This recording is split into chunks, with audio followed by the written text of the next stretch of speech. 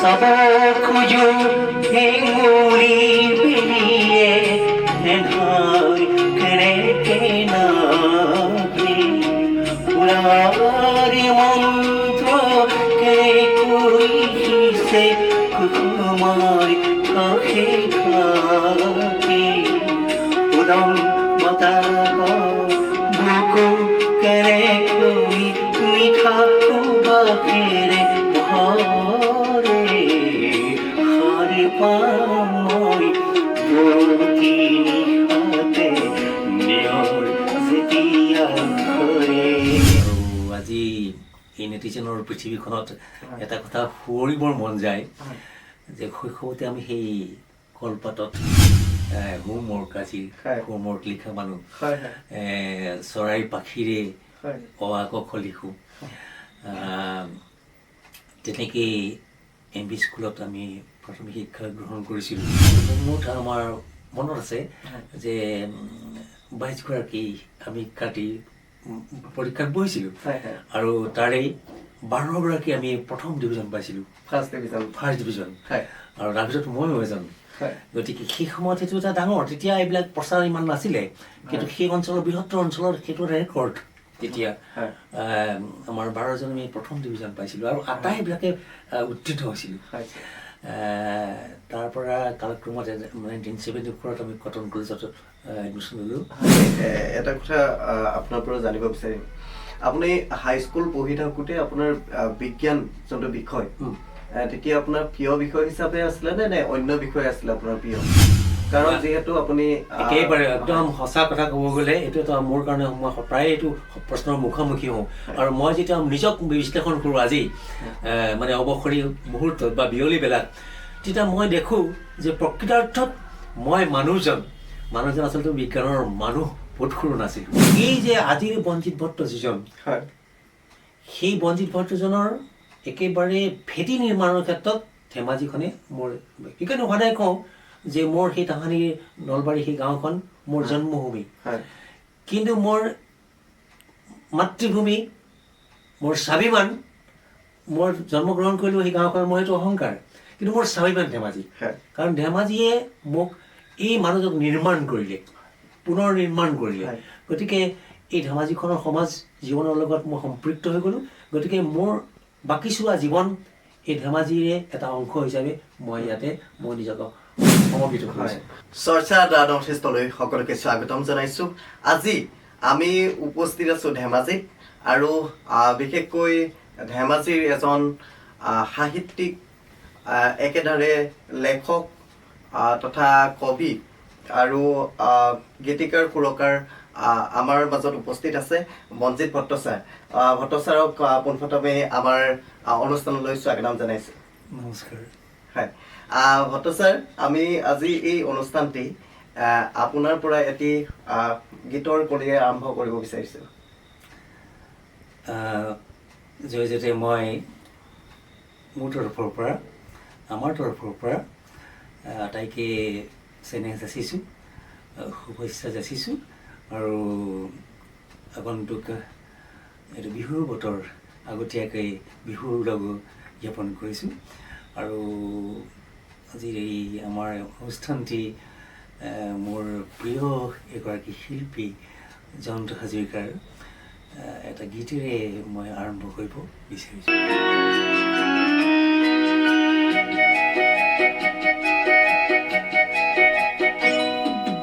হৰি পাম মই প্ৰতি নিশাতে নিয়ৰ যেতিয়া ঘৰে বতৰি শুকান ধূলি সেমেকা যিটো ঘৰে ঘৰে হৰি পাম মই প্ৰতি নিশাতে নিয়ৰ যেতিয়া ঘৰে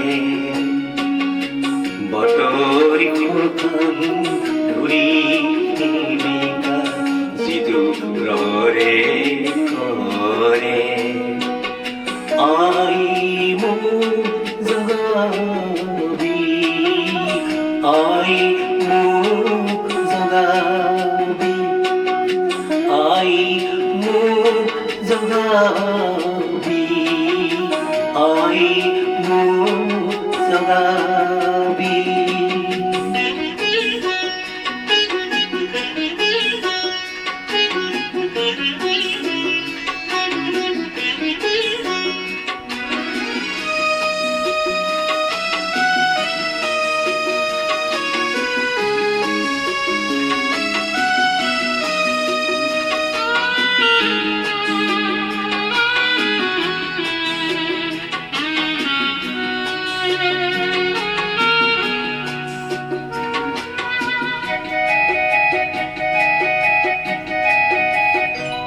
মই চাব খোজো হেঙুলি বেলিয়ে এধাৰ কেনেকে নাবি উৰাৰ মন্ত্ৰ কৈছে কুসুমাৰ কাষে কাষে উদম বতাহ বুকু কেনেকৈ মিঠা সুবাসেৰে হারে পামই প্রতিনি হাতে নিয়র যেতিয়া ঘরে বতর শুকান ধুলি যিটো ঘরে ঘরে আই মোক জগাবি আই মোক জগাবি আই মোক জগাবি আই মোক জগাবি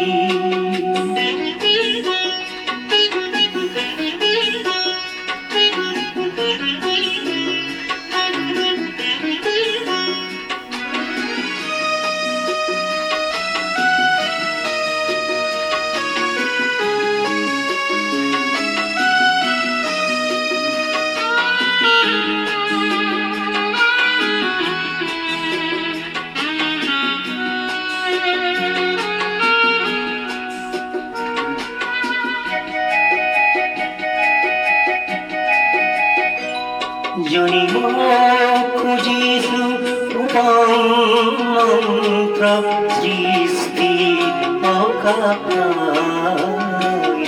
জানিব খুজিছো কি গীত গালে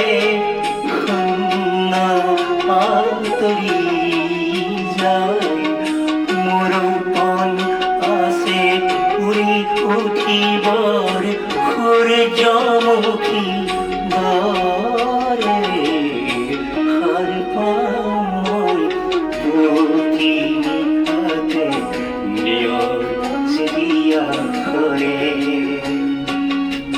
বতৰি শুকান ধুলি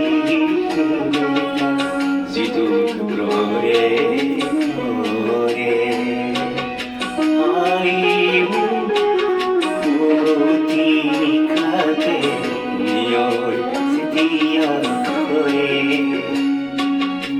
বতৰি শুকান ধুলি যিটো ঘৰে ঘৰে আই মোক জগাবি আই মোক জগাবি আই মোক জগাবি আই মোক জগাবি মতে খুব সুন্দৰ ছাৰ আপোনাৰ পৰা যিহেতু গীতৰ কলি শুনিলোঁ খুবেই মন্ত্ৰমুগ্ধ হ'লোঁ আৰু এতিয়া আমি আহিব বিচাৰিছোঁ আপোনাৰ অকণমান শৈশৱৰ কাললৈ আপোনাৰ শৈশৱটো আচলতে সকলোৰে খুব ৰোমন্থন থাকে কিছুমান স্মৃতি জড়িত হৈ থাকে আপোনাৰ শৈশৱ বুলি ক'বলৈ গ'লে আপোনাৰ তেনেকুৱা কিবা আছে নেকি প্ৰাথমিকৰ পৰা ধৰি প্ৰাথমিকলৈকে প্ৰাথমিক বিদ্যালয় আৰম্ভ কৰালৈকে আচলতে মোৰ জন্ম হৈছিলে নলবাৰী জিলাৰ একেবাৰে এখন আওহতীয়া দুৰ্গম এখন গাঁৱত ভোজকুচি আৰু অতিশয় দুৰ্গম ৰাস্তা পদূলি বা উন্নয়নৰ ফালৰ পৰা 1959ত জন্ম হৈছিলে আৰু আমাৰ শৈশৱ যৌথ পৰিয়ালৰ মাজেৰে আমি ডাঙৰ দীঘল হৈছোঁ আৰু আমাৰ প্ৰাথমিক শিক্ষা আমাৰ গাঁৱৰে এখন MV স্কুল, তেতিয়া MV স্কুলবিলাক আছিলে, MV স্কুলত আমাৰ প্ৰাথমিক শিক্ষা হৈছিলে আৰু আজি এই নেটিজেনৰ পৃথিৱীখনত এটা কথা সোঁৱৰিবৰ মন যায় যে শৈশৱতে আমি সেই কলপাতত হোমৱৰ্ক আছিল, হোমৱৰ্ক লিখা মানুহ, চৰাই পাখিৰে অ আ ক খ লিখোঁ, তেনেকেই MV স্কুলত আমি প্ৰাথমিক শিক্ষা গ্ৰহণ কৰিছিলোঁ। কিন্তু শিক্ষাগুৰুসকল অতিশয় আদৰ্শৱান আৰু বিশাল পাণ্ডিত্যৰ পৰা আমি শিক্ষাগুৰু পাইছিলোঁ।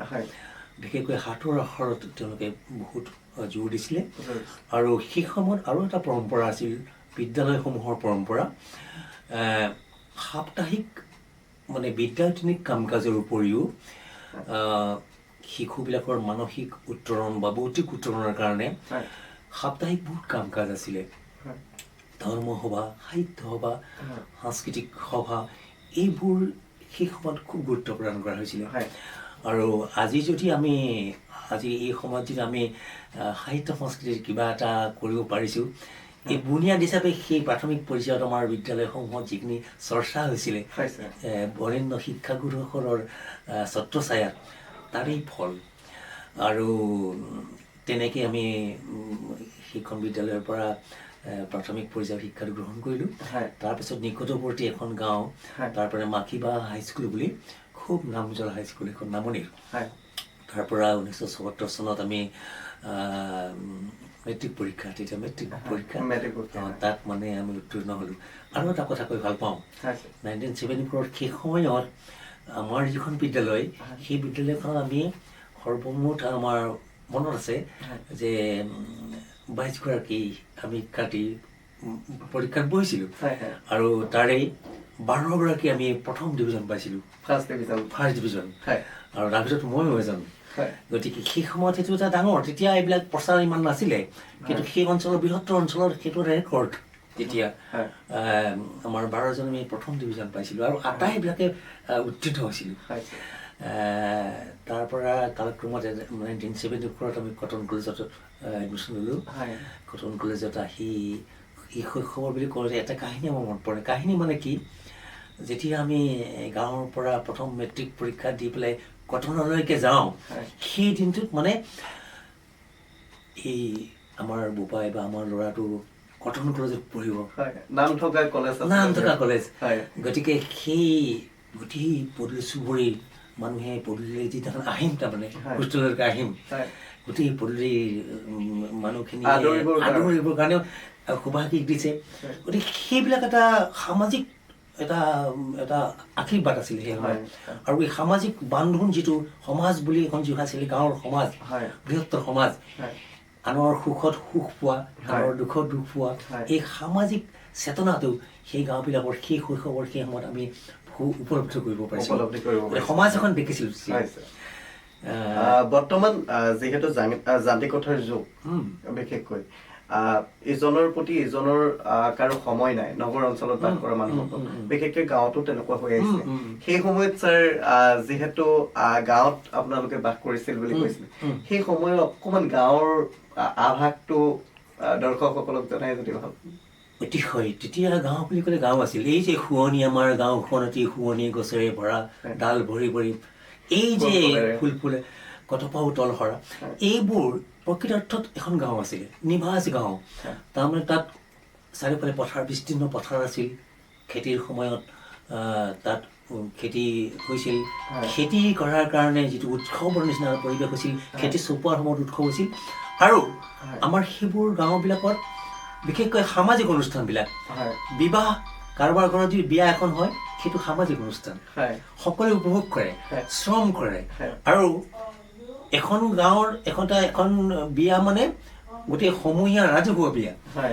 গতিকে এই সামাজিক সত্তাটো, সামাজিক চেতনাটো সেই সময়ত আমাৰ গাঁওবিলাকত আছিল। আৰু এই এটা পৰিয়াল, হয়। আৰু আটাইতকৈ ভাল কথাটো আছিল যে পৰিয়ালবিলাকৰ মাজত এনেকুৱা ধৰণৰ কথাবিলাক আছিল যে অভিভাৱকত্ব, হয় মানে ইখন ঘৰৰ ল'ৰা এটা, সিখন ঘৰৰ ছোৱালী এটা, সন্তান এটা, গোটেই ৰাজহুৱাভাৱে সমাজখনৰ এটা হয়।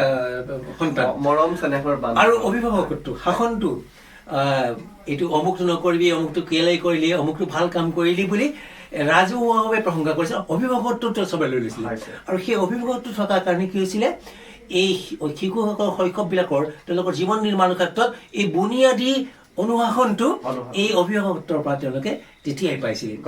আৰু এই সামাজিক যিটো চেতনা, ৰাজহুৱাভাৱে কাৰোবাৰ অসুখ বিসুখ হ'ল, কাৰোবাৰ ঘৰত নৰিয়াত পৰিলে, কাৰোবাৰ ঘৰত উৎসৱ পাৰ্বণ হ'ল, গোটেই সমাজখনে দায়িত্বশীলভাৱে সেইটোত অংশগ্ৰহণ কৰিছিলে। গতিকে এই সামাজিক যিটো ফিলিংছ বুলি কয়, সামাজিক সামূহিক সত্তা, সামূহিক চেতনা সেই সময়ত গাঁওবিলাকৰ আছিল নিভাঁজ মৰম, সৰল আৰু পবিত্ৰতা, কলুষতা কাৰণ নাছিলে।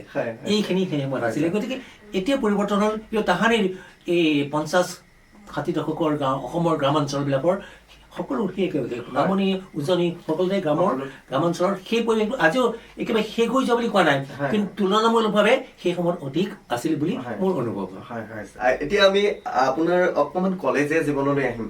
কলেজীয়া জীৱন যিহেতু আপুনি কটন ইউনিভাৰ্চিটিত কৰিছিলে, তেতিয়াতো কটন কলেজ আছিলে, আৰু কটন কলেজৰ যিহেতু অসমতে নাম আছে, সেইটো সময়তো আৰু বৰ্তমান সময়তো অকণমান কলেজীয়া জীৱন ছাৰ আপোনাৰ।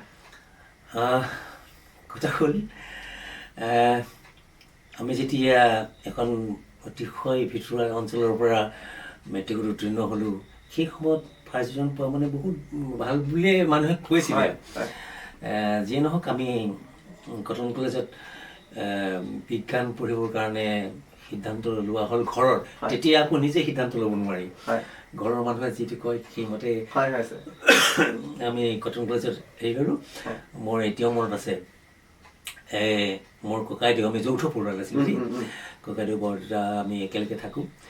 এই মোৰ বৰ্তাৰ ল'ৰা, তেখেত শেষত গৈ পেলাই বজালী কলেজৰ এখন কলেজৰ প্ৰিন্সিপাল হৈ হৈছিলে। তেখেতে মোক লৈ আনিলে গুৱাহাটীলৈকে। মই কাহিনীটো এতিয়া সেইকাৰণে কৈছোঁ যে এটা ভাল এটা নষ্টালজিক এটা মুহূৰ্ত। এই তাহানিখন আমাৰ হলদল বুলি বস্তু এটা আছিলে, তাতে মানে এইবিলাক সামগ্ৰীখিনি ভৰাই পেলাই হলদলটো ল'ব লাগে আৰু এটা ট্ৰাংক। মানে ছাৰ মানে বেগৰ লেখীয়া। এতিয়া হলদল বুলি ক'লে বুজি নাপায়, তুলি আঁঠুৱা এইবোৰ আজি যেনেকে মেৰুবাই দিয়া পেলাই হলদল বুলি কয়, সেইটো হলদল তেতিয়া এটা অতিশয় প্ৰয়োজনীয় পঢ়া শুনা কৰা ল'ৰা ছোৱালীৰ আছিল, জাৰ্ণি কৰিবৰ কাৰণে। তাতেই মানে লেপ তুলি বাচন বৰ্তন কিতাপ পত্ৰ ভৰাই সেইটো হলদল থাকে, আৰু ট্ৰাংকত মানে কাপোৰ কাঢ়ি লৈ পেলাই গুৱাহাটীলৈকে আহিলোঁ। আহি কটন কলেজৰ মই ছেকেণ্ড বেচ হোষ্টেল, এতিয়া সেইটো ৰঞ্জিত বৰপূজাৰী হোষ্টেল হ'ল। তাত মানে মই প্ৰথম দিনাৰ কথা কাহিনী মনত আছে। আহি পেলাই হলদলটো আনি পেলাই থলোগে, মানে আমাৰ ছুপাৰিণ্টেণ্ডেণ্ট আছিল প্ৰখ্যাত শিক্ষাগুৰু বীৰেন বৰুৱা, পদাৰ্থ বিজ্ঞানৰ খুব পণ্ডিত লোক আছিল, তেওঁ আছিল ছুপাৰ। কথা বাৰ্তা হ'ল আৰু থৈ পেলাই তাতে চমজা দি পেলাই দাদা গুজিয়ে গুচি আহিলে। মইতো গাঁৱৰ পৰা অহা মানুহ, মানে কটনৰ গুৱাহাটীৰ নিচিনা বিশাল এখন চহৰত পঢ়ি থৈছোঁ, তাতো কটন কলেজ। এইফালে আকৌ শুনিছোঁ ৰেগিং চেগিঙো হয় বুলি।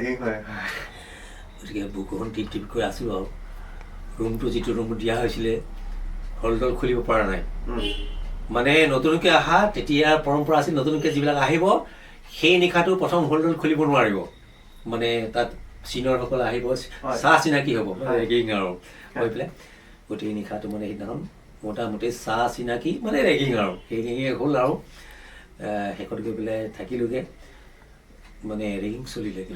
কিন্তু কথা হ'ল কি, সেই সময়ত আকৌ মই মানে গানটো তেতিয়াৰ পৰা অগণন গাওঁ, আৰু সেই সময়ত মানে এটা বিখ্যাত পপুলাৰ গান খগেন মহন্তৰ, এজাৰ ফুলা দেখি বেজাৰ কিয় কৰ। সেই যি এবাৰ এজাৰ ফুলা দেখি বেজাৰ ফুলা কৰ কিয় মই কটনৰ ছেকেণ্ড বেচত গালোঁ, তাৰ পাছত সেই গানটোৱে মোক সমস্ত ৰেগিঙৰ মানে অলমষ্ট 80% মোক গানটোৱে ৰেহাই দিলে। গতিকে সেই এটা মোৰ স্মৰণীয় কথা। আৰু সেই তেনেকৈ কটন কলেজত গ'লোঁ। কিন্তু আশানুৰূপভাৱে কটন কলেজত মই হায়াৰ ছেকেণ্ডেৰী যিমান ভাল কৰিব লাগিছিলে কৰিব নোৱাৰিলোঁ। বিভিন্ন কাৰক আছে। আমাৰ কাৰণে তেতিয়া কটন কলেজ এটা বিশাল এটা অতিশয় জটিল এটা বিষয়, গতিকে খুব এটা আশানুৰূপ ফল তাত মই গ্ৰহণ কৰিব নোৱাৰিলোঁ। কিন্তু মধুৰ স্মৃতি আৰু কটনে আমাৰ জীৱনক নিৰ্মাণ কৰাৰ ক্ষেত্ৰত যিমানখিনি অৰিহণা দিলে আমি কটন কলেজত একো দিব নোৱাৰিলোঁ। কিন্তু কটনে সামগ্ৰিকভাৱে জীৱন নিৰ্মাণত এটা বুনিয়াদ কটন কলেজৰ পৰিৱেশে নিৰ্মাণ কৰিলে। ছাৰ, মই এটা কথা আপোনাৰ পৰা জানিব বিচাৰিম।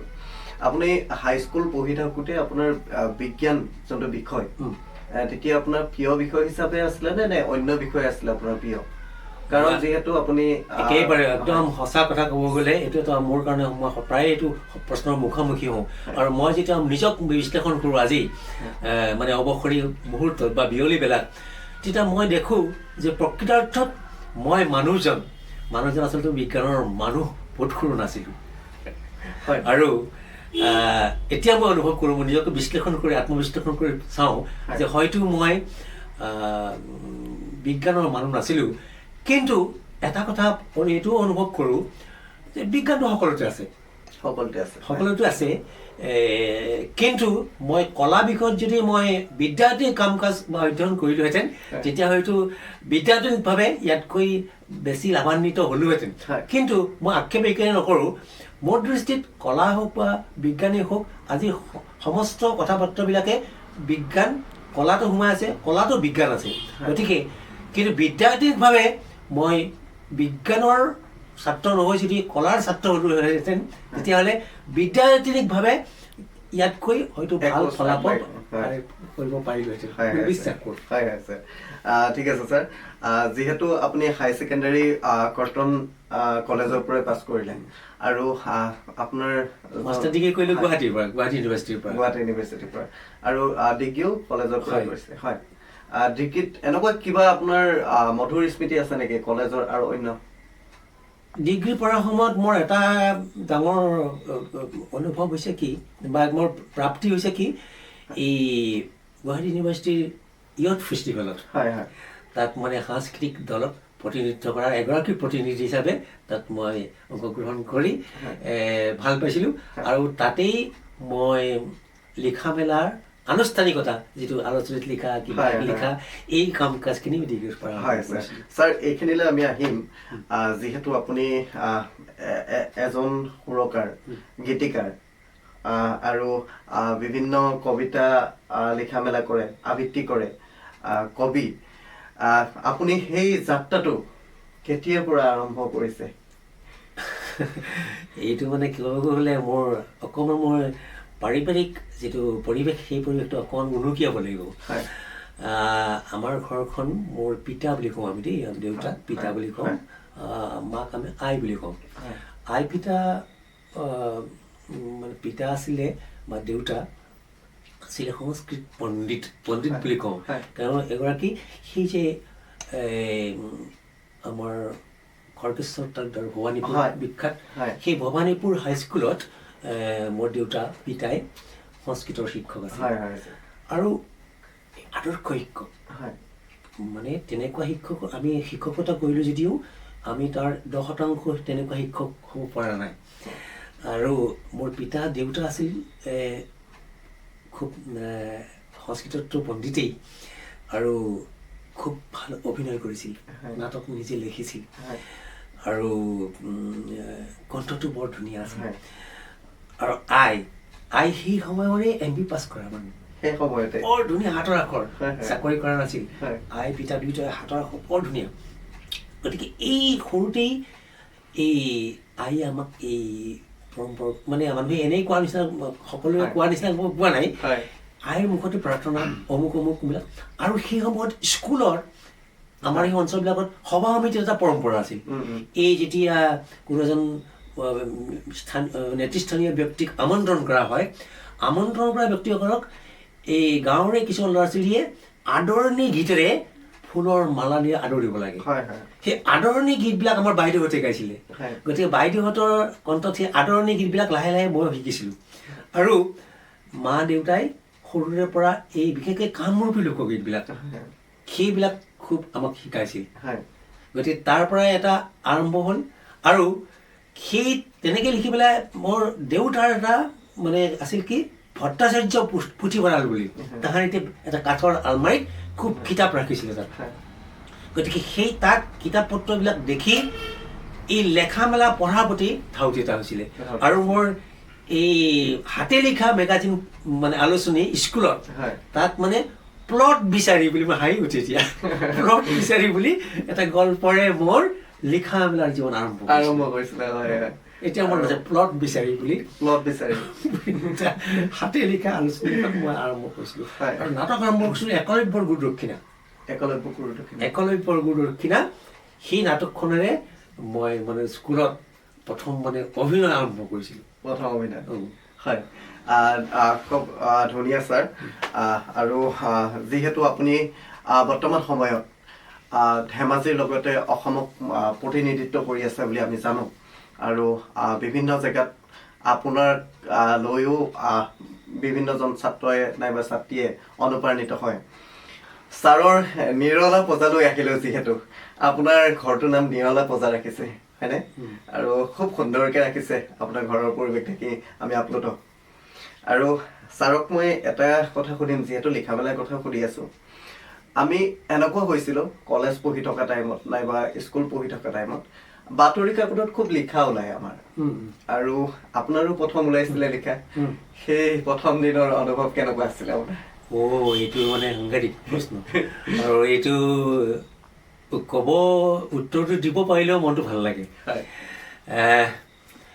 মই বহুত দেৰিকৈ বাতৰি কাকতত ওলাইছিলে কিন্তু ৰাজশ্ৰী পাব্লিকেশ্যন আছিল তেতিয়া ৰাজশ্ৰী পাব্লিকেশ্যন তেতিয়া ৰাজশ্ৰী পাব্লিকেশ্যন আছিলে আৰু তাত মই সৰুকৈ এটা প্ৰবন্ধ মই পঠাইছিলোঁ তাৰ আগতে কওঁ দেই তাৰ আগতে মই প্ৰায় 10টামান প্ৰবন্ধ মই পঠাইছিলোঁ কিন্তু প্ৰকাশ হোৱা নাছিলে কিন্তু যিদিনা প্ৰথম প্ৰবন্ধটো মোৰ কি আজিৰ অসম বুলি আজিৰ ৰাজশ্ৰী পাব্লিকেশ্যন আছিল দেই তাত মানে প্ৰকাশ পালে যেতিয়া তাত নামটো দেখিলোঁ বনজিৎ ভট্ট ছপা আখৰত মানে কি ক'ম সেই কাগজটো ঘূৰাই এতিয়া মই থৈ দিছোঁ হালধীয়া হৈ গৈছে থৈ দিছোঁ সেইটো মানে অতি কমেও 50 মই দিনটো পঢ়িছোঁ আৰু তাৰ পাছত প্ৰায় 6 মাহমান ধৰি মোৰ ঘৰলৈকে যিমানখিনি আহে মানুহ আলহী দিলহী ঘৰৰ মানুহবিলাকৰ একেবাৰে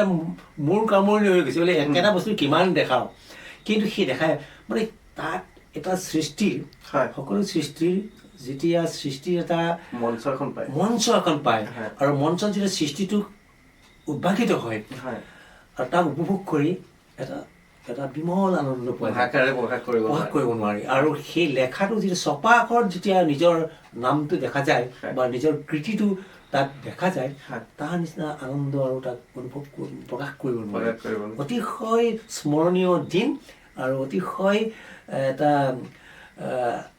আত্মসন্তুষ্টিৰ এটা এই ক্ষণ বুলি সদায় মনত থাকি যাব ছাৰ আপুনি কলেজত পঢ়ি থকা টাইমে আছিলে এইটো কলেজত নহয় সেইটো হৈছে মই চাকৰি কৰাৰ পাছত মই মানে কিতাপ আলোচনীত এনেকৈ ৰেগুলাৰলি লিখাটো প্ৰক্ৰিয়াটো মোৰ আহি পেলাই এই সঁচা কথা ক'ব গ'লে এই ধেমাজিত যেতিয়া মই 1989 আহোঁ তাৰ পাছৰ পৰাই এইটো হ'ল হয় ছাৰ এইখিনি পাতিম তাৰ আগতে আপোনাৰ পৰা অকণমান কবিতাৰ কলি এটি শুনিব বিচাৰিছোঁ আপোনাৰ নিজৰ লিখা যিহেতু এখন নিৰলা পূজা বুলি আপোনাৰ কবিতা পুথি আছে এই কবিতা সম্পৰ্কত মোৰ এটা নিজস্বগত ধাৰণা এই কবি কিন্তু মই নহয় আৰু হয়ো এইকাৰণে কওঁ যে কবিতা লিখাৰ স্বাধীনতা কিন্তু সকলোবোৰ মানুহৰে থাকে কিন্তু কেতিয়াবা দেখা যায় যে কবিৰ আজি এটা মই কবিতা লিখিলোঁ মোৰ সেইটো মৌলিক চিন্তাৰ প্ৰকাশ গতিকে মোৰ এই মৌলিক চিন্তাৰ প্ৰকাশৰ কাৰণে মোৰ স্বাধীনতা আছে হয়তো সি কবিতা হৈ নুঠিব পাৰে তথাপিও মোৰ প্ৰকাশ কৰাৰ কাব্যময় এটাক প্ৰকাশ কৰাৰ মোৰ স্বাধীনতা গতিকে বহু ক্ষেত্ৰত দেখা যায় যে কবিসকলৰ এই মাজতেই কিছুমান অকবি বুলি কেতিয়াবা এটা চিহ্নিত হয় সেই ব্যাখ্যাত মই কিন্তু সন্তুষ্ট নহয় কাৰণ কবিতা লিখা সকলোৰে স্বভাৱ হেৰি আছে গতিকে কবি বুলি মই কেতিয়াও নকওঁ কিন্তু মোৰ কবিতা মই লিখিম মোৰ কাব্যিক অনুভূতিবিলাক প্ৰকাশ কৰিম, সেইটো মোৰ স্বাধীনতা আৰু তাক মুক্তভাৱে কৰাৰ কাৰণে মোৰ সাহস আছে। গতিকে এই ধৰণে মই কবিতা লিখোঁ। মোৰ তাৰে তেনেকৈ কৈ পেলাই মই নিৰলা বজাৰ ৰুণ বুলি কিতাপ এখনো প্ৰকাশ হৈছে। তাৰে এটা মোৰ প্ৰিয় কবিতা, এগৰাকী মোৰ প্ৰিয় কবি হিৰুদাক লৈ পেলাই লিখা কবিতা, মই তাক অকণমান শুনাম। ঠিক আছে ছাৰ। কবিতাৰ শিৰোনামটো হৈছে চাৰমিনাৰ কবি। চাৰমিনাৰ কবি বুলি ক'লে হিৰুদাৰ ওঠততো আঙুলিত সদায় চাৰমিনাৰ এটা থাকেই, গতিকে চাৰমিনাৰ কবি। সকলো ধোঁৱাই চিগাৰেটৰ নহয়, সকলো ধোঁৱাই চিগাৰেটৰ নহয়, সকলো চিগাৰেটেই চাৰমিনাৰ নহয়, সকলো ধোঁৱাই চিগাৰেটৰ নহয়, সকলো চিগাৰেটেই চাৰমিনাৰ নহয়, চিগাৰেট সোপা সকলোবোৰেই কবি নহয়, চিগাৰেট সোপা সকলোবোৰেই কবি নহয়, সকলো কবিয়েই সুগন্ধিও নহয়, সকলোৱে জিভাত দি নেচাই কবিতাৰ স্বাদ, নোৱাৰে শব্দ শোভাযাত্ৰাৰ স্বপ্ন দেখিব, নোৱাৰে পিন্ধিব চিগু চিগু চিলাই প্ৰেম আৱৰণ। হিৰু নামক কবিয়ে পিছে কৰিছিল সকলো, হিৰু নামৰ কবিয়ে পিছে কৰিছিল সকলো, সুপিছিল চাৰমিনাৰ, কুণ্ডলিত ধোঁৱাত আঁকিছিল কল্লোলিত সপোনৰ মাতাল তৰংগ। তাৰ বাবেইতো আমোলমোল আজি কবিতাৰ পথাৰ। খুব সুন্দৰ ছাৰ। আচলতে এই যি ক'বলৈ গ'লে ভাষাৰ যোনবিলাক সোৱাদ, আচলতে ছাৰ ক'ৰ পৰা আহে আপোনাৰ? মোৰ ক্ষেত্ৰত হ'ল কি, মই এটা কথা মই নিজকে জানো, মই খুব ভাৱপ্ৰৱণ, আৰু ভাৱপ্ৰৱণতাই কেতিয়াবা মোক বিপদো ঘটায়। আৰু এই যে শব্দবোৰ অসমীয়া বিশেষকৈ এতিয়া মই থলুৱা অসমীয়া খাচ থলুৱা শব্দৰ সন্ধান এতিয়া কৰি আছোঁ, আৰু অসমীয়া ভাষা সাহিত্যৰ ক্ষেত্ৰত মই এতিয়াও এজন প্ৰাথমিক পৰ্যায়ৰ এজন শিকাৰু। বিশেষকৈ কিছুমান গদ্য সাহিত্য, ভৱেন্দ্ৰনাথ শইকীয়াৰ গদ্য সাহিত্য, মই হোমেন বৰগোহাঁইৰ গদ্য সাহিত্যক মই অনুকৰণ কৰিব বিচাৰোঁ, ভূপেন হাজৰিকাৰ গদ্য সাহিত্যক মই অনুকৰণ কৰিব বিচাৰোঁ, আৰু কাব্য প্ৰতিভাৰ ক্ষেত্ৰত নিৰ্বাচিত কিছুমান হিৰুদাৰ কবিতা বা নিৰ্বাচিত নৱকান্ত বৰুৱাদেৱৰ কবিতা, এইবিলাক কবিতা মই অকণমান সূক্ষ্মভাৱে চাব বিচাৰোঁ বা অধ্যয়ন কৰিব বিচাৰোঁ। আৰু শব্দ বিচাৰি থাকোঁতে কিছুমান কিতাপে মোক মানে লাভান্বিত কৰিবলৈ মই ভাবোঁ, বিশেষকৈ লীলা গগৈ নৈ বৈ যায় জাতীয় যিবিলাক কিতাপ, বা লক্ষ্মীনাথ বেজবৰুৱাৰ প্ৰাচীন অসমীয়া ভাষা শৈলীৰ যিবিলাক শব্দ চয়ন, সেই শব্দ চয়নবিলাক মই আয়ত্ত কৰিবলৈ যত্ন কৰোঁ, আৰু তাৰ পৰা কিছুমান শব্দ যিবিলাক বাখৰুৱা শব্দ, সেই শব্দবোৰ মই আয়ত্ত কৰি মোৰ যেতিয়া ভাৱ কিছুমান হয়, সেই ভাৱবোৰত তাক মানে গাঁঠিবলৈ যত্ন কৰোঁ।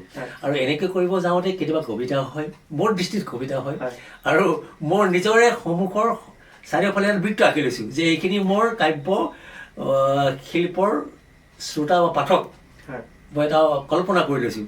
মই বিশাল এখন পৃথিৱীলৈ যাব খোজা নাই, মোৰ পৃথিৱীখন ক্ষুদ্ৰ, বৃত্তটো ক্ষুদ্ৰ, গতিকে সেই বৃত্তত থকা সমাজখনৰ লগত মোৰ কাব্য চিন্তাবিলাক মই বিনিময় কৰি মই কবিতা লিখোঁ বা কবিতা চৰ্চা কৰোঁ। হয় ছাৰ। বিশেষকৈ আপোনাৰ যিহেতু বহুকেইখন কিতাপ আছে, আৰু বৰ্তমানলৈকে কিমানখন আপোনাৰ কিতাপ মোৰ প্ৰকাশ কৰি উলিয়াইছে? কাব্য পুথি হিচাপে এইখনেই, কিন্তু গীত বহুত লিখিছোঁ, আৰু গীত আৰু কবিতা এইটো একে বস্তু। মানে মানুহৰ চিন্তা এটা যেতিয়া সুৰীয়াকৈ ওলায়, সি কবিতাটো গীত আছে, গীততো কবিতা আছে, কিন্তু সকলোবোৰ কবিতা গীত নহ'বও পাৰে, সেইটো এটা বেলেগ বিষয়। গতিকে কবিতাও লিখোঁ, আৰু গদ্যটো মোৰ চিন্তাটো মোৰ আছে। গতিকে এতিয়ালৈকে মই মূলতঃ মোৰ কাগজ আলোচনী এইবিলাকত যিবিলাক প্ৰকাশিত প্ৰবন্ধ আছিলে, সেইবিলাকক লৈ পেলাই মই মনজিৎ ভট্টৰ সৃষ্টি অন্তৰ্দৃষ্টি বুলি প্ৰায় 400 পৃষ্ঠাৰ যোৰাৰ এখন প্ৰবন্ধ সংকলন মই ইতিমধ্যে প্ৰকাশ কৰি উলিয়ালোঁ। আৰু কিশোৰীসকলৰ কাৰণে এখন কিতাপ উলিয়াইছোঁ, সেইখন মানে বহুতো যে কথা জনা নজনা বুলি হয় এইখন মূলতঃ ওলাইছে হয় আৰু সদ্যহতে মোৰ এখন অনুবাদ সাহিত্যটো মোৰ এটা নিচা এটা আছে হয় এই সৌমদীপ দত্তৰ নেচাৰ স্পেখনৰ হয় হয় তেখেতৰ চেঞ্জ মেকাৰ বুলি নৱনীত শৰ্মাৰ উম এখন খুব পপুলাৰ কিতাপ আছে উম সেই কিতাপখন মই ৰূপান্তৰৰ পথিক বুলি এই অলপতে মই সেইখন উন্মোচিত হৈ গ'ল উম এই এইটো হেৰিয়াত এই গুৱাহাটীৰ ওচৰৰ এইখন নেশ্যনেল পাৰ্ক যে হয় পবিতৰা নেশ্যনেল পাৰ্ক হয় তাত উন্মোচন হৈ গ'ল সেইখন হৈ গ'ল আৰু ভূপেন হাজৰিকাৰ প্ৰকল্প উৎপল মেনা সম্পাদিত এটা গ্ৰুপ এটা আছে গতিকে তাত মানে ইংৰাজী অসমীয়া এই প্ৰকল্পৰ কিতাপৰ লগতে মই জড়িত হৈ আছোঁ হয় সম্পাদনাত হয় আৰু সন্মুখত দুখন কিতাপ সেই প্ৰকল্পৰে এখন ইংৰাজী আৰু অসমীয়া হয় সেইখন এতিয়া অলপতে উন্মোচন হ'ব আৰু এখন চুটি গল্পৰ কিতাপো মই প্ৰস্তুত কৰিছোঁ মই এতিয়াই কৈ নথওঁ হয় কিন্তু নিশ্চয় কৰিলে সেইখনো প্ৰকাশ পাব নিশ্চয় নিশ্চয় খুব মোৰ কম সংখ্যক হয় আৰু কম সংখ্যক কিতাপ কিন্তু গদ্যটো মোৰ এটা প্ৰিয় বিষয় হয় বিশেষ প্ৰবন্ধ পাতি লিখাটো মোৰ এটা প্ৰিয় বিষয় এতিয়া মই সদ্যহতে অসমীয়া খবৰ হয় সেইখনত মই প্ৰায় ৰেগুলাৰলি সেইখনত লিখি লিখা মেলা কৰি আছে ছাৰ বহুখিনি কথা পাতিছোঁ আপোনাৰ লগত কথা পাতি থাকিলেও আমাৰ শেষ নহ'ব যিহেতু সেইবাবে আপোনাৰ চাকৰি জীৱনলৈ আহোঁ আপোনাৰ চাকৰি জীৱন প্ৰথম কেনেদৰে নাইবা ক'ত প্ৰথম আপুনি হেৰি হৈছিলে এইটো এটা মানে কি এটা বৰ আমোদজনক পৰিক্ৰমা হয় মই যেতিয়া ইউনিভাৰ্চিটিত পঢ়ি আছিলোঁ গুৱাহাটী ইউনিভাৰ্চিটিত শেষৰ ফালে যেতিয়া আমাৰ ফাইনেল পৰীক্ষা হ'ব হয় মোৰ এটা সাংঘাতিক চখ আছিলে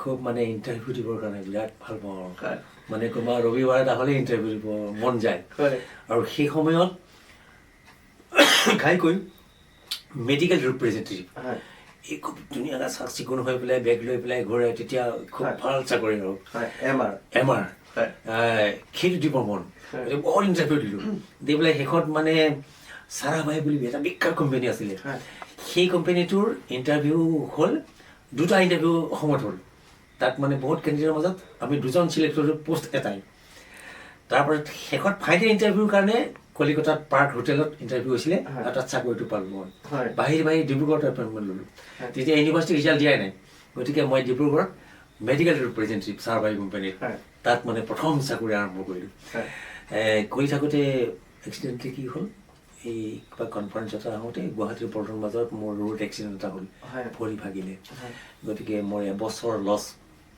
ইউনিভাৰ্চিটিৰ ৰিজাল্টটো দিলে চাকৰি লাগে প্ৰথম মই প্ৰাগজ্যোতিষপুৰ কলেজ গুৱাহাটীৰ 200 টকা মাহেকে দৰমহা তাত মানে মই অস্থায়ী চাকৰি এটা প্ৰথম কলেজীয়া চাকৰি প্ৰাগজ্যোতিষপুৰ কলেজত কৰিলোঁ 50 টকা এটা বঢ়াই দিলে দক্ষিণ কামৰূপ কলেজ মিৰ্জা তাত গ'লোগৈ তাতো চাকৰি কৰিলোঁ ইন দ্য মিন টাইম খুব মই ক'লোঁ নহয় ইণ্টাৰভিউ দিয়া চব আগত ইণ্টাৰভিউ ধৰিছিলোঁ এই ফিচাৰী ডিপাৰ্টমেণ্টৰ ইনফৰ্মেশ্যন অফিচাৰ চাকৰিটো পালোঁ সেইটো মানে গভৰ্ণমেণ্ট চাকৰি গতিকে তাত দৰমহাটো বেছি ইফালে মোৰ দেউতা ঢুকালে ঘৰ চলাব লাগে গতিকে হাফলং গ'লোঁ হাফলঙত এই ফিচাৰীত চাকৰি কৰিলোঁ তাতো সন্তুষ্টি নাই ৰিজাল্ট দিলে কলেজত চাকৰি লাগে মানে স্থায়ী চাকৰি নাপাওঁ in the mean time Dhemaji কলেজত এই চাকৰি এটা ওলাল পাৰ্মানেণ্ট পষ্ট ধেমাজিলৈকে আহিলোঁ এইটো 1989ত ধেমাজি আহি গৈ ধেমাজি কলেজত মই প্ৰবক্তা হিচাপে তাত মই চাকৰি জীৱন আৰম্ভ কৰিলোঁ আৰু সুদীৰ্ঘ ধেমাজি সমাজ জীৱনৰ লগত সম্পৃক্ত হৈ কলেজখনকে নিজৰ ঘৰ বুলি ভাবি এই সমাজখন নিজকে পৰিয়াল বুলি ভাবি তাতেই চাকৰি কৰি 2019 চনত এই মই চাকৰিৰ পৰা অৱসৰ ল'লোঁ চাকৰি যিহেতু ধেমাজি কলেজত কৰিছিলে তেতিয়া আপোনাৰ যেতিয়া প্ৰথম ধেমাজি কলেজত চাকৰি আপোনাৰ হৈছে বুলি গম পাইছে ধেমাজিৰ বানৰ এটা সময়ত তাণ্ডৱো আছিলে বুলি কয় তেতিয়া আপোনাৰ মনত কি ভাৱ আছিলে ধেমাজি বুলি কওঁতে যিহেতু আপুনি নলবাৰীৰ বাসিন্দা আছিলে বঢ়িয়া বঢ়িয়া ধেমাজি বুলি ক'লে তেতিয়া মই মোৰ পৰিস্থিতি হিচাপে মই দুগৰাকী ব্যক্তিৰ কথা মই ক'ম ধেমাজিৰ পৰিস্থিতিটো পাছত আহিম তেতিয়া অগ্ৰদূত আৰু এনেকুৱা ধৰণৰ আলোচনীবিলাকত কাৰ্টুন তেতিয়া কাৰ্টুন নগা অসমৰ পুলক গগৈ, পুষ্প গগৈ ছাৰ যে ধেমাজিৰ সেই কথাটো মই তেতিয়া জানিছিলোঁ। ধেমাজিৰ মোৰ চিনাকি সেয়ে যে তেতিয়া পুষ্প গগৈ ছাৰ ধেমাজিৰ, সেই কাৰ্টুন অঁকা ছবি অঁকা মানুহজন পুষ্প গগৈ ধেমাজিৰ। আৰু বৰ সহপাঠী এগৰাকী আছিলে কেশৱ চন্দ্ৰ গগৈ, তেওঁ ঢুকালে প্ৰয়াত। তেওঁ যে ধেমাজি কলেজত চাকৰি কৰে সেই কথা মই জানিছিলোঁ। গতিকে সেই মোৰ পৰিস্থিতি আছিলে। আৰু ধেমাজিত এটা কথা জানিছিলোঁ যে মানুহৰ প্ৰাচুৰ্য আছে, কিন্তু প্ৰাকৃতিকভাৱে এই মাছ পুঠিৰ প্ৰাচুৰ্য আছে বুলি জানিছিলোঁ, বাৰুপানী আছে বুলি জানিছিলোঁ। গতিকে সেই সময়ত সেই পৰিৱেশটো আছিলে। তেনেদৰে আহি ধেমাজিত পালেহি নহয় জানো? আৰু এতিয়া ধেমাজিৰ পৰা ওলাই যাব মন যায় জানো? একেবাৰে নাযায়। আৰু সেইকাৰণে মই মোৰ নিৰলা পূজাটো ইয়াতে চাই ৰাখিলোঁ। কাৰণ ধেমাজিত আহি পেলাই এই যে আজিৰ বঞ্জিত ভট্ট যিজন, সেই বঞ্জিত ভট্টজনৰ একেবাৰে ভেটি নিৰ্মাণৰ ক্ষেত্ৰত ধেমাজিখনে মোৰ, সেইকাৰণে সদায় কওঁ যে মোৰ সেই তাহানিৰ নলবাৰী সেই গাঁওখন মোৰ জন্মভূমি, কিন্তু মোৰ মাতৃভূমি, মোৰ স্বাভিমান, মই জন্মগ্ৰহণ কৰিলোঁ সেই গাঁওখনৰ, মোৰ এইটো অহংকাৰ, কিন্তু মোৰ স্বাভিমান ধেমাজি। কাৰণ ধেমাজিয়ে মোক এই মানুহজনক নিৰ্মাণ কৰিলে, পুনৰ নিৰ্মাণ কৰিলে। গতিকে এই ধেমাজিখনৰ সমাজ জীৱনৰ লগত মই সম্পৃক্ত হৈ গ'লোঁ। গতিকে মোৰ বাকী চোৱা জীৱন এই ধেমাজিৰে এটা অংশ হিচাপে মই ইয়াতে মই নিজকে সমৰ্পিত কৰিছোঁ। হয় ছাৰ, আমিও ধেমাজিবাসী হিচাপে খুবেই গৌৰৱান্বিত আপোনাক পাই, আৰু আমি গৌৰৱ অনুভৱ কৰোঁ যিহেতু আমাৰ ধেমাজিত বঞ্জিত ভট্ট ছাৰৰ দৰে এজন সুৰকাৰ গীতিকাৰ কবি সাহিত্যিক আমি পাই নথৈ আনন্দিত। ছাৰ, শেষত আমি যিহেতু কথা পাতি থাকিলে আজি শেষ নহ'ব বুলি মই কৈছোঁ পূৰ্বতে, সেইটো আপোনাৰ পৰা শেষত আমি এটি গানৰ পদী শুনিব বিচাৰোঁ। মই ঠিকেই এয়া পাহতে আটাইকে মই কুশল কামনা কৰিছোঁ, শুভকামনা যাচিছোঁ। আৰু মই ভালেই পাম এই আজিৰ যিটো আলাপ, এই আলাপটো ভূপেন দাৰ এটি গীতেৰে সামৰিব পাৰিলে মই ভাল পাম। কাৰণ এইটো ভূপেন দাৰ জন্ম শতবাৰ্ষিকী চলি আছে। গতিকে আমি আটাইৰে হৈ পেলাই এইটো আমাৰ শ্ৰদ্ধাৰ ঘৰ বুলি মই বিবেচনা কৰিম।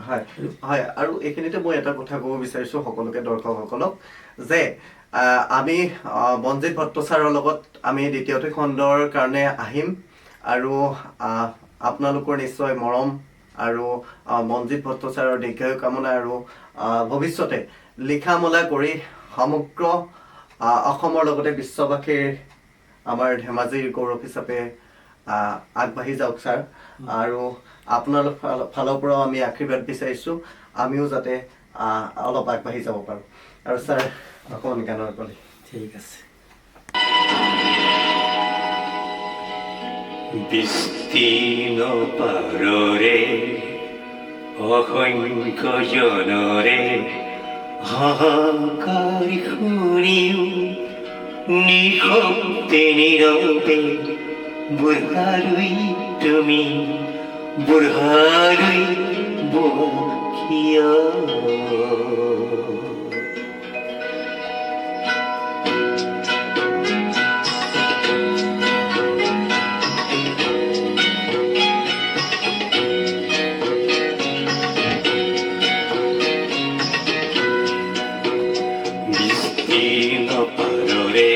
অসংখ্য জনৰে হাহাকাৰ শুনিও নিশব্দে নীৰৱে বুঢ়ালৈ তুমি বুঢ়ালৈ বোৱা কিয়।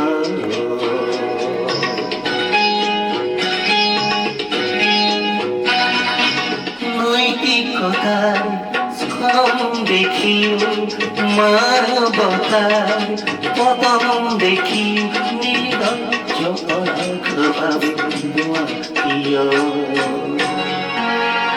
বিস্তীৰ্ণ পাৰৰে অসংখ্য জনৰে হাহাকাৰ শুনিও নিশব্দে নীৰৱে বুঢ়ালৈ তুমি বুঢ়ালৈ বোৱা কিয়।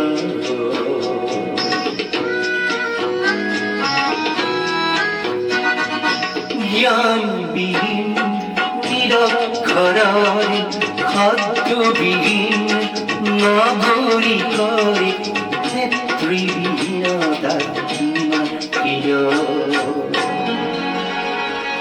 অস্ত্রবারিকায় উন্মাদনার অভিজ্ঞতারে অঙ্গমানব আমার সংগ্রামী আর অগ্রগামী করিল তোরা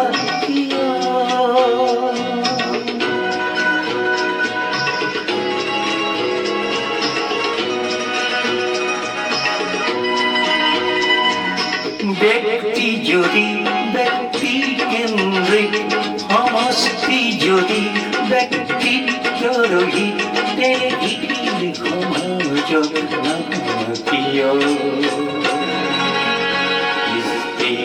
পালরে অহংক জলরে হাহাকারি শুনিম নিশব্দে নীরবে বুঢ়ালৈ তুমি বুঢ়ালৈ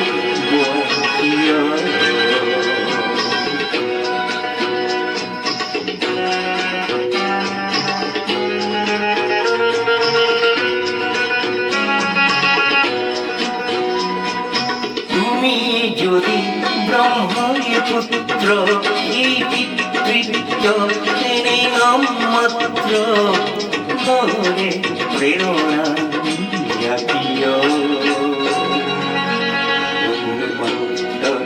রে কুরুক্ষেত্রে ঘোর শয্যাকে অরিঙ্গনি করা বিস্মরূপী অজস্র বীর জগাইল তোরা কিয়